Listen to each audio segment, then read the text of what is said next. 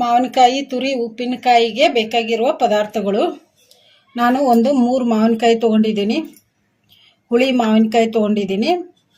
ಇವನ್ನ ಸಿಪ್ಪೆ ತೆಗೆದು ತುರಿದು ಇಟ್ಕೋಬೇಕು. ಸಾಸಿವೆ, ಮೆಂತ್ಯಕಾಳು, ಉಪ್ಪು. ನಾನು ಕಲ್ಲುಪ್ಪು ತಗೊಂಡು ಕಲ್ಲುಪ್ಪನ್ನ ಮಿಕ್ಸಿ ಮಾಡಿ ಇಟ್ಕೊಂಡಿದ್ದೀನಿ ನೈಸಾಗಿ. ಉಪ್ಪಿನಕಾಯಿಗೆ ನೈಸ್ ಉಪ್ಪಾದರೆ ಚೆನ್ನಾಗಿರಲ್ಲ, ಅದಕ್ಕೆ ನಾನು ಕಲ್ಲುಪ್ಪು ತಗೊಂಡು ಮಿಕ್ಸಿ ಮಾಡಿ ಇಟ್ಕೊಂಡಿದ್ದೀನಿ. ಕಲ್ಲುಪ್ಪು ಹಾಕಿದರೆ ತುಂಬ ಟೇಸ್ಟಿಯಾಗಿರುತ್ತೆ ಉಪ್ಪಿನಕಾಯಿ. ಬೆಳ್ಳುಳ್ಳಿನ ಸಿಪ್ಪೆ ತೆಗೆದು ಈ ಥರ ಜಜ್ಜಿ ಇಟ್ಕೊಂಡಿದ್ದೀನಿ. ಎಣ್ಣೆ, ನಾನು ಶೇಂಗಾ ಎಣ್ಣೆ ತೊಗೊಂಡಿದ್ದೀನಿ. ಯಾಕೆಂದರೆ ಶೇಂಗಾ ಎಣ್ಣೆ ಹಾಕ್ಕೊಂಡ್ರೆ ಉಪ್ಪಿನಕಾಯಿ ಟೇಸ್ಟ್ ಬರುತ್ತೆ, ಅದಕ್ಕೆ ಶೇಂಗಾ ಎಣ್ಣೆ ತೊಗೊಂಡಿದ್ದೀನಿ ನಾನು. ನೀವು ಶೇಂಗಾ ಎಣ್ಣೆ ಇಲ್ಲ ಅಂದರೆ ಮಾಮೂಲು ರಿಫೈಂಡ್ ಆಯಿಲ್ ಆದರೂ ಹಾಕ್ಕೋಬೋದು. ಏನಂದರೆ ಉಪ್ಪಿನಕಾಯಿಗಳಿಗೆ ಯಾವುದೇ ಒಂದು ಉಪ್ಪಿನಕಾಯಿ ಮಾಡಿದರೂ ಕೂಡ ನಾವು ಶೇಂಗಾ ಎಣ್ಣೆ ಹಾಕ್ಕೊಂಡು ಮಾಡಿದರೆ ತುಂಬ ಟೇಸ್ಟಿಯಾಗಿ ಬರುತ್ತೆ.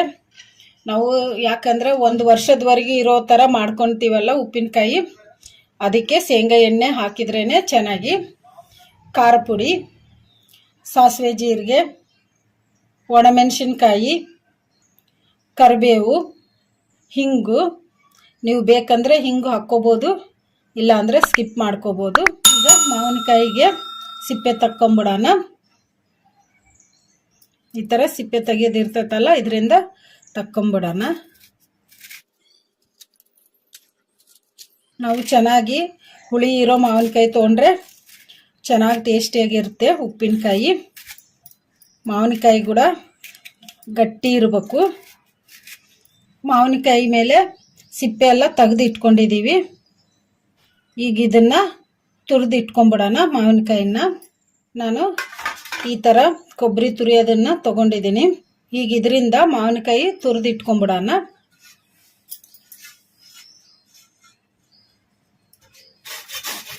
ಈ ಥರ ಇರೋದ್ರಲ್ಲೇ ನಾವು ಮಾವಿನಕಾಯಿನ ತುರ್ಕೋಬೇಕು. ಈ ಥರ ಸಣ್ಣದ್ರಲ್ಲಿ ತುರಿದ್ರೆ ಚೆನ್ನಾಗಿರಲ್ಲ, ಅದಕ್ಕೆ ಈ ಥರ ಇರೋದ್ರಲ್ಲೇ ತುರಿದು ಇಟ್ಕೋಬೇಕು ಮಾವಿನಕಾಯಿ. ಈ ಥರ ಬರ್ತೈತಿ. ಮಾವಿನಕಾಯಿನ ಈ ಥರ ತುರಿದು ಇಟ್ಕೋಬೇಕು. ಮಾವಿನಕಾಯಿನ ಕ್ಲೀನಾಗಿ ತೊಳೆದು ಒರೆಸಿಟ್ಕೊಂಡು ಸಿಪ್ಪೆ ತೆಗೆದು ತುರಿದು ಇಟ್ಕೋಬೇಕು. ಯಾಕೆಂದರೆ ನೀರು ಒಂದು ಸ್ವಲ್ಪ ಕೂಡ ಎಲ್ಲಾದರೂ ಟಚ್ ಆದರೆ ಉಪ್ಪಿನಕಾಯಿ ಕೆಟ್ಟೋಗ್ಬಿಡ್ತೈತಿ. ಅದಕ್ಕೆ ಹುಷಾರಾಗಿ ಎಲ್ಲ ಕ್ಲೀನಾಗಿ ಒರೆಸ್ಕೊಂಡು ಉಪ್ಪಿನಕಾಯಿ ಮಾಡ್ಕೋಬೇಕು. ತುರಿದು ಇಟ್ಕೊಂಡು ಸ್ಟವ್ ಆನ್ ಮಾಡ್ಕೊಂಡು ಒಂದು ಕಡಾಯಿ ಇಟ್ಕೊಂಡಿದ್ದೀನಿ. ಕಡಾಯಿ ಕೂಡ ಬಿಸಿಯಾಗಿದೆ. ಈಗ ಇದಕ್ಕೆ ಸಾಸಿವೆ ಹಾಕೋಣ.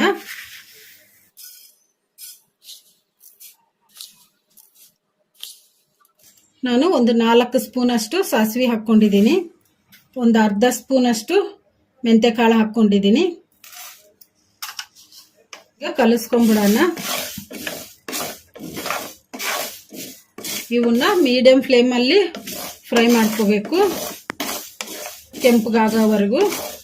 ಈಗ ಸಾಸಿವೆ ಮೆಂತ್ಯಕಾಳು ಫ್ರೈ ಆಗಿದಾವಲ್ಲ, ಇವನ್ನ ಒಂದು ಪ್ಲೇಟಿಗೆ ತಕ್ಕೊಂಬಿಡೋಣ. ನಾವು ಫ್ರೈ ಮಾಡಿ ಇಟ್ಕೊಂಡಿದ್ವಲ್ಲ ಸಾಸಿವೆ ಮೆಂತ್ಯಕಾಳು, ಒಂದು ಪ್ಲೇಟಿಗೆ ತಕ್ಕೊಂಡಿದ್ದೀನಲ್ಲ, ಈಗ ಇದನ್ನು ತಣ್ಣಗಾಗಕ್ಕೆ ಬಿಡೋಣ. ಈಗ ನಾವು ಫ್ರೈ ಮಾಡಿ ಇಟ್ಕೊಂಡಿದ್ವಲ್ಲ, ಈಗ ಇವು ತಣ್ಣಗಾಗಿದ್ದಾವೆ. ಈಗ ಇವನ್ನ ಮಿಕ್ಸಿ ಮಾಡ್ಕೊಂಬಿಡೋಣ. ನಾನು ಒಂದು ಮಿಕ್ಸಿ ಜಾರ್ ತೊಗೊಂಡಿದ್ದೀನಿ. ನಾನು ಈ ಮಿಕ್ಸಿ ಜಾರಲ್ಲಿ ಉಪ್ಪು ಮಿಕ್ಸಿ ಮಾಡ್ಕೊಂಡಿದ್ದೆ ಆವಾಗಲೇ, ಅದಕ್ಕೆ ಅದೇ ಮಿಕ್ಸಿ ಜಾರ್ ತೊಗೊಂಡಿದ್ದೀನಿ. ತಣ್ಣಗೆ ಮಾಡಿ ಇಟ್ಕೊಂಡಿದ್ವಲ್ಲ ಸಾಸಿವೆ ಮೆಂತ್ಯಕಾಳು, ಈಗ ಇವನ್ನ ಹಾಕಿ ಮಿಕ್ಸಿ ಮಾಡ್ಕೊಂಬಿಡೋಣ. ಈಗ ಇವನ್ನ ಮಿಕ್ಸಿ ಮಾಡ್ಕೊಂಬಿಡೋಣ.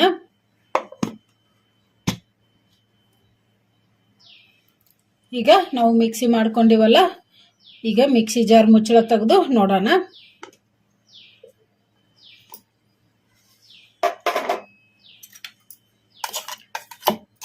ಈ ಥರ ಮೆತ್ತಗೆ ಪೌಡ್ರ್ ಥರ ಮಾಡ್ಕೋಬೇಕು. ಈಗ ನಾವು ತುರಿದಿಟ್ಕೊಂಡಿದ್ವಲ್ಲ ಮಾವಿನಕಾಯಿ, ಈಗ ಇದನ್ನ ಅಳತೆ ಮಾಡ್ಕೊಂಬಿಡೋಣ. ನಾನು 1 ಕಪ್ ತಗೊಂಡಿದ್ದೀನಿ, ಇದರಿಂದ ಅಳತೆ ಮಾಡ್ಕೊಂಬಿಡೋಣ. ಇದನ್ನ ಒತ್ತಿ ಒತ್ತಿ ಹಾಕಬಾರ್ದು. ಸಾಕು, ಈ ತರ ಹಾಕೋಬೇಕು ಅಳತಿಗೆ.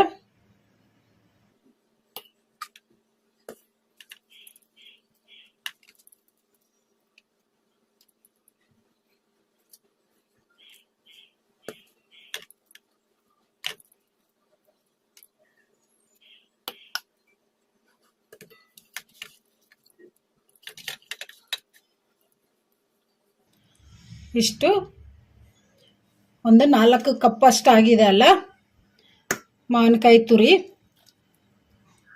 ಈಗ ನಾವು ಅಳತೆ ಮಾಡಿ ಇಟ್ಕೊಂಡಿದೀವಲ್ಲ ಮಾವಿನಕಾಯಿ ತುರಿನ, ಈಗ ಇದಕ್ಕೆ 1 ಕಪ್ ಖಾರ ಪುಡಿ ಹಾಕೋಣ. ನಾವು ಯಾವ ಕಪ್ಪಿಂದ ಮಾವಿನಕಾಯಿ ತುರಿನ ಅಳತೆ ಮಾಡ್ಕೊಂಡಿರ್ತೀವೋ ಅದೇ ಕಪ್ಪಿಂದ 1 ಕಪ್ ಖಾರ ಪುಡಿ ಹಾಕ್ತಿದ್ದೀನಿ. ನೀವು ಖಾರ ಇಲ್ಲದ ಖಾರ ಪುಡಿ ಆದರೆ ಇನ್ನೂ ಸ್ವಲ್ಪ ಜಾಸ್ತಿ ಹಾಕ್ಕೋಬೋದು. ಖಾರ ಇರೋ ಖಾರ ಪುಡಿ ಆದರೆ ಕರೆಕ್ಟು 1 ಕಪ್ ಹಾಕ್ಕೋಬೇಕು. ಉಪ್ಪು ಹಾಕೋಣ. ನಾನು ಯಾವ ಕಪ್ಪಿಂದ ನಾವು ಅಳತೆ ತೊಗೊಂಡಿರ್ತೀವೋ ಅದೇ ಕಪ್ಪಿಂದಾನೇ 3/4 ಕಪ್ಪು ಉಪ್ಪು ಹಾಕ್ತಿದ್ದೀನಿ. ಯಾಕಂದರೆ 1 ಕಪ್ ಹಾಕ್ಕೋಬೋದು, ಯಾಕಂದರೆ ಒಂದೇ ಸಲ ಹಾಕಿಬಿಟ್ರೆ ಉಪ್ಪು ಜಾಸ್ತಿ ಆಗ್ಬಿಡ್ತತಿ. ಅದಕ್ಕೆ ನಾವು ನೋಡ್ಕೊಂಡು ಹಾಕ್ಕೋಬೇಕು. ನಾನು 3/4 ಕಪ್ ಹಾಕ್ತಿದ್ದೀನಿ. ಒಂದು ಸ್ವಲ್ಪ ಏನಾನ ಕಡಿಮೆ ಬಿದ್ದರೆ ಎಲ್ಲ ಆದಮೇಲೆ ಬೇಕಂದರೆ ಟೇಸ್ಟ್ ನೋಡಿಕೊಂಡು ಒಂದು ದಿವಸ ಬಿಟ್ಟು ಹಾಕ್ಕೋಬೋದು ಇನ್ನು ಸ್ವಲ್ಪ ಉಪ್ಪು. ಈಗ ನಾನು 3/4 ಕಪ್ ಹಾಕ್ತಿದ್ದೀನಿ ಉಪ್ಪು. ನಾನು ಕಲ್ಲುಪ್ಪನ್ನು ಮಿಕ್ಸಿ ಮಾಡಿ ಇಟ್ಕೊಂಡಿದ್ದೆ, ಆ ಉಪ್ಪೇ ಹಾಕ್ತಿದ್ದೀನಿ ನಾನು. ಟೇಬಲ್ ಸಾಲ್ಟ್ ಹಾಕಿದರೆ ಟೇಸ್ಟ್ ಚೆನ್ನಾಗಿರಲ್ಲ ಉಪ್ಪಿನಕಾಯಿ, ಅದಕ್ಕೆ ನಾವು ಕಲ್ಲುಪ್ಪನ್ನೇ ಮಿಕ್ಸಿ ಮಾಡಿಕೊಂಡು ಹಾಕ್ಕೋಬೇಕು. ಈಗ ಇದನ್ನು ಹಾಕೋಣ. ಉಪ್ಪು ಹಾಕ್ಕೊಂಡಿವಲ್ಲ, ಈಗ ಇದಕ್ಕೆ ನಾವು ಮಿಕ್ಸಿ ಮಾಡಿ ಇಟ್ಕೊಂಡಿದ್ವಲ್ಲ, ಈಗ ಇದನ್ನು ಹಾಕೋಣ.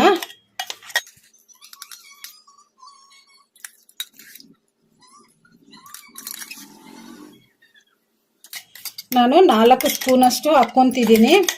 ಯಾಕಂದರೆ 4 ಕಪ್ಪು ಮಾವಿನಕಾಯಿ ತುರಿ ತೊಗೊಂಡಿವಲ್ಲ, ಅದಕ್ಕೆ ನಾನು 1 ಸ್ಪೂನ್ ಥರ ನಾನು 4 ಸ್ಪೂನ್ ತೊಗೊತಿದ್ದೀನಿ ಸಾಸಿವೆ ಪುಡಿ, ಸಾಸಿವೆ ಮೆಂತ್ಯಕಾಳು ಪುಡಿ. ನಾನು ಬೆಳ್ಳುಳ್ಳಿ ತೊಗೊಂಡಿದ್ದೀನಿ.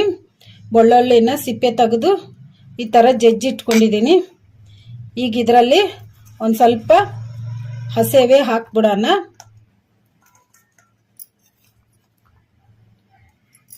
ಸ್ವಲ್ಪ ಉಳಿಸ್ಕೊಂಡಿದ್ದೀನಲ್ಲ, ಇವನ್ನ ಒಗ್ಗರಣೆಗೆ ಹಾಕಿ ಫ್ರೈ ಮಾಡ್ಕೊಂಬಿಡೋಣ. ಈಗ ಕಲಿಸ್ಕೊಂಬಿಡೋಣ. ಹಸೆ ಬೆಳ್ಳುಳ್ಳಿ ಹಾಕಿದರೆ ಉಪ್ಪಿನಕಾಯಿಗೆ ತುಂಬ ಟೇಸ್ಟಿಯಾಗಿರ್ತೈತಿ. ಅದಕ್ಕೆ ನಾನು ಒಂದು ಸ್ವಲ್ಪ ಹಸೆ ಬೆಳ್ಳುಳ್ಳಿನೇ ಹಾಕ್ಕೊಂಡಿದ್ದೀನಿ.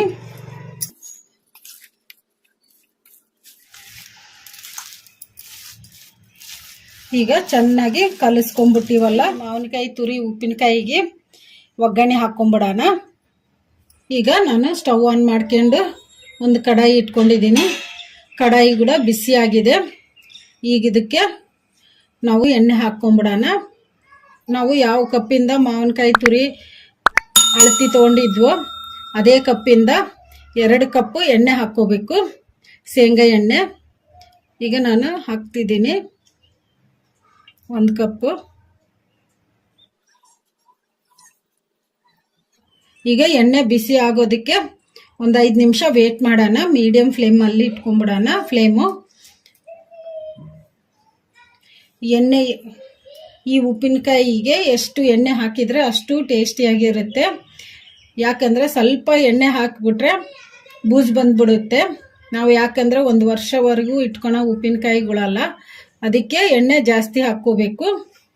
ಈಗ ಎಣ್ಣೆ ಬಿಸಿ ಆಗೋಕ್ಕೆ ಒಂದು 5 ನಿಮಿಷ ಬಿಡೋಣ. ಈಗ 5 ನಿಮಿಷ ಆಗಿದೆ, ಎಣ್ಣೆ ಕೂಡ ಬಿಸಿಯಾಗಿದೆ. ಈಗ ಇದಕ್ಕೆ 1 ಸ್ಪೂನಷ್ಟು ಸಾಸಿವೆ ಜೀರಿಗೆ ಹಾಕೋಣ. ಸಾಸಿವೆ ಜೀರಿಗೆ ಚಟಪಟ ಅಂದಿದಾವಲ್ಲ, ಈಗ ಸ್ಟವ್ ಆಫ್ ಮಾಡ್ಕೊಂಬಿಡೋಣ. ಈಗ ಸ್ಟವ್ ಆಫ್ ಮಾಡ್ಕೊಂಡಿವಲ್ಲ, ಈಗ ಇದಕ್ಕೆ ನಾವು ಬೆಳ್ಳುಳ್ಳಿ ಹಾಕೋಣ, ಒಣಮೆಣಸಿನ್ಕಾಯಿ ಹಾಕೋಣ, ಸ್ವಲ್ಪ ಕರಿಬೇವು ಹಾಕೋಣ, ಒಂದು ಸ್ವಲ್ಪ ಹಿಂಗೆ ಹಾಕೋಣ. ನೀವು ಬೇಕಂದ್ರೆ ಹಾಕ್ಕೋಬೋದು, ಇಲ್ಲಾಂದರೆ ಸ್ಕಿಪ್ ಮಾಡ್ಕೋಬೋದು. ಈಗ ಒಂದು ಸಲ ಎಲ್ಲದನ್ನು ಕಲಿಸ್ಕೊಂಬಿಡೋಣ. ಈಗ ನಾವು ಸ್ಟವ್ ಆಫ್ ಮಾಡಿಕೊಂಡೆ ಎಲ್ಲವೂ ಹಾಕಿದ್ದೀವಲ್ಲ, ಅದರಲ್ಲೇ ಫ್ರೈ ಆಗ್ತಾವು. ಜಾಸ್ತಿ ಬೆಳ್ಳುಳ್ಳಿ ಜಾಸ್ತಿ ಫ್ರೈ ಆಗೋದೇನು ಬೇಡ. ಅದಕ್ಕೆ ನಾನು ಸ್ಟವ್ ಆಫ್ ಮಾಡಿಕೊಂಡು ಇನ್ನು ಉಳಿದಿದ್ವೆಲ್ಲ ಹಾಕ್ಕೊಂಡಿದ್ದೀನಿ. ಈಗ ಈ ಒಗ್ಗರಣೆಯನ್ನು ತಣ್ಣಗಾಗಕ್ಕೆ ಬಿಡೋಣ. ಒಗ್ಗರಣೆ ಎಲ್ಲ ತಣ್ಣಗಾಗಿದೆ. ಈಗ ನಾವು ಕಲಸಿಟ್ಕೊಂಡಿದ್ವಲ್ಲ ಉಪ್ಪಿನಕಾಯಿ, ಈಗ ಇದಕ್ಕೆ ಒಗ್ಗರಣೆ ಹಾಕ್ಕೊಂಬಿಡೋಣ.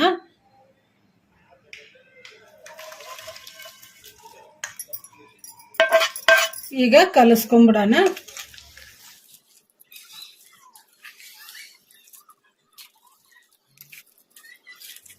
ಈ ಥರ ಚೆನ್ನಾಗಿ ಕಲಿಸ್ಕೋಬೇಕು. ಈಗ ರೆಡಿಯಾಗಿದೆ ಮಾವಿನಕಾಯಿ ತುರಿ ಉಪ್ಪಿನಕಾಯಿ.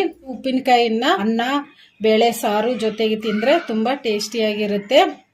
ಸೈಡ್ ಡಿಶ್ ಆಗಿ ನೀವು ಟ್ರೈ ಮಾಡಿ. ಮನೆಯಲ್ಲಿ ಎಲ್ಲರೂ ಇಷ್ಟಪಟ್ಟು ತಿಂತಾರೆ. ಮಕ್ಕಳಂತೂ ಇನ್ನೂ ಇಷ್ಟಪಟ್ಟು ಉಪ್ಪಿನಕಾಯಿ ಜೊತೆಗೆ ಅನ್ನ ಚೆನ್ನಾಗಿ ತಿಂತಾರೆ. ಈ ಉಪ್ಪಿನಕಾಯಿನ ಗಾಜಿನ ಬಾಟ್ಲಿಗಾಗಲಿ ಇಲ್ಲ ಅಂದರೆ ಜಾಡಿಗಳು ಇರ್ತಾವಲ್ಲ ಅದ್ರಾಗಲಿ ತುಂಬಿಟ್ಕೊಂಬಿಟ್ರೆ ಒಂದು ವರ್ಷದವರೆಗೂ ಏನೂ ಆಗಲ್ಲ, ಚೆನ್ನಾಗಿರ್ತೈತಿ, ತುಂಬ ಟೇಸ್ಟಿಯಾಗಿರ್ತೈತಿ. ಈಗ ನಾವು ಒಂದು ಡಬ್ಬೆಗೆ ಹಾಕಿ ಇಟ್ಕೊಂಬಿಡೋಣ.